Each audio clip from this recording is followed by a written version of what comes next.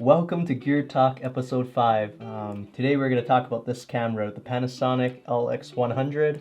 I want to talk about this camera because, I've been on a few Facebook groups on photography, and it's very interesting to see a lot of people talk about megapixels and buying cameras with more megapixels. This camera here is actually 12.7 megapixels. Depending on which aspect ratio you use, it's actually less. But I ended up re-picking this camera out after seeing a good deal on the used market because I've had this in the past and I traveled with it, and it's really fun to use while traveling. And I figured now that I have a baby at home, this guy being a little bit smaller than the mirrorless cameras would be a good choice to have.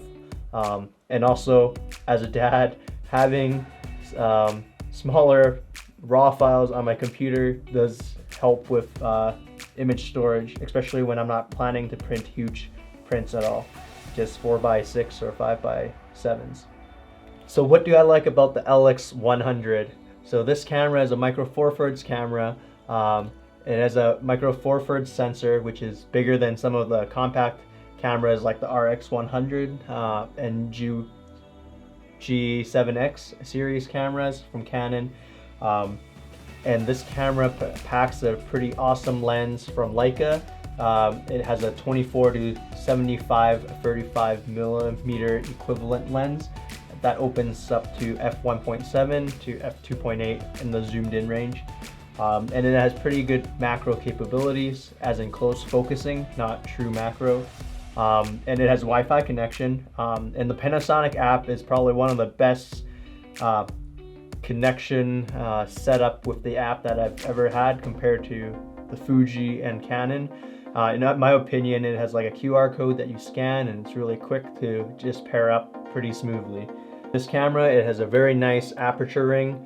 The aperture ring nicely clicks, and you can have the different steps that you can see here. You also have this aspect ratio toggle that you can adjust. In terms of the camera feel, it's really fun to use. It has an electronic viewfinder. It has more of a old film camera build, kind of like the Fuji's, but not as many of the analog dials. You have a dial on the top for shutter speed, exposure compensation on the right, and you still have a little bit of a lazy toggle for the zoom. Yeah, and this camera, I just like it because it's pretty compact. It's not compact enough to fit in your pocket like the Sony RX100 cameras, but it is small enough to fit in like a hoodie pocket, which I really like. And yeah, I guess I'll show you some photos that I've taken with this a couple years back when I had one of these while I was traveling in New York and Philadelphia and in the States. And yeah, I really enjoy this camera. The bokeh is pretty cool with what you can do with it, and it's just an all-around good camera to have in your pocket for street photography, in my opinion. And it's really making me think hard if I want to keep an X-T2 with me or just take this little guy. With the micro four thirds sensor, low light, it's definitely is not as good as some of the newer APS-C and full frame cameras, but paired with this lens, there's a lot of times where I've been pretty surprised with the images that I've been able to get. And as a father now with a baby, I actually prefer this over the cell phone sometimes, even though the cell phone's more convenient. In low light settings, I like having the ability to quickly adjust the ISO, the shutter speed, and open with the fastest aperture I can get. And this camera allows me to do that. And there's a control ring that you can program to do something, whatever you want.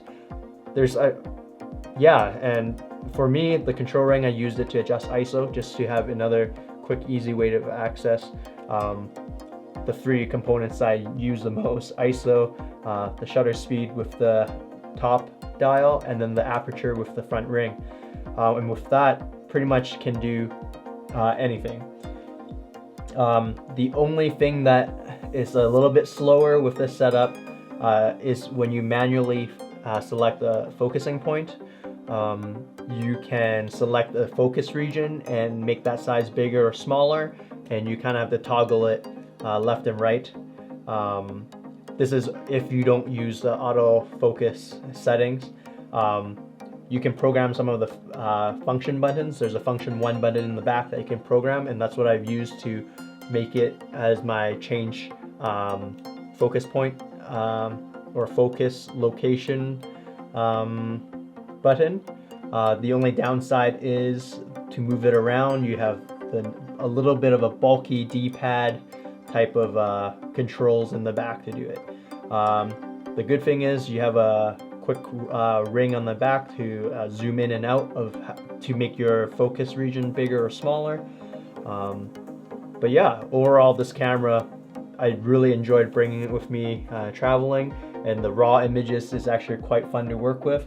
Like when you see the sample photos, you can see the range of ability that I can do. Yeah, we'll talk a little bit later with that. With video, it can do 4K. It's nothing spectacular. It's handheld. It's pretty jittery. There's no special image stabilization, and so you're limited with that. But other than that, it's a pretty good all-around camera to use for just everyday life, I would say. As a photographer, it has a lot of components that make it fun to use instead of just a camera for getting work done. I really like that about this camera. Yeah, so I'll show you some photos and let me know in the comments what you think of them. So these are some of the favorite ones that I've taken with this camera, and I'm actually quite surprised at the image quality coming out of it.